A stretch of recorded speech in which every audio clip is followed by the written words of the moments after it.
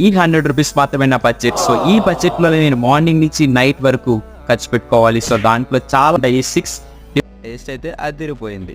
ఆ తర్వాత లంచ్ కదా, లంచ్ కి మనం అమ్మ క్యాంటీన్కి వచ్చాం. ఇక్కడ ఫుడ్ ఎంత అనుకుంటున్నారు? 10 రూపీస్ మాత్రమే. అవును, మీరు అన్నది నిజమే. ఇక్కడ 10 రూపాయలకే ఫుడ్ పెడుతున్నారు. చాలా మంది పేదవాళ్ళందరూ ఇక్కడికి వచ్చి తింటున్నారు. సో చాలా మంది చిన్న ఉద్యోగం చేస్తున్న వాళ్ళు కూడా వచ్చి ఇక్కడ భోజనం చేస్తున్నారు, స్టూడెంట్స్ చేస్తున్నారు. నా రైస్ అయితే వచ్చింది, ఇందులో చారు వేశారు అండ్ అలాగే బెండకాయ పులుసు కూడా వేశారు. టేస్ట్ అయితే 10 రూపాయలకి చాలా వర్తబుల్. ఇది నిజంగా కంప్లీట్ చేసేసాను. సో లంచ్ అయితే క్లియర్. మరి ఆ భోజనం చేసిన తర్వాత మనకి చల్లగా దావతేస్తుంది ఎండ ఎక్కువ ఉండడం వల్ల. సో వెంటనే చెరుకు బండి దగ్గరికి వెళ్ళాను. అక్కడ గ్లాసు 20 రూపాయలు అన్నారు.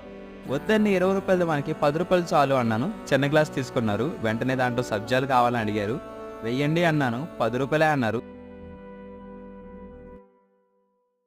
ఫుల్ వీడియో మన ఛానల్లో ఉంది చూడండి.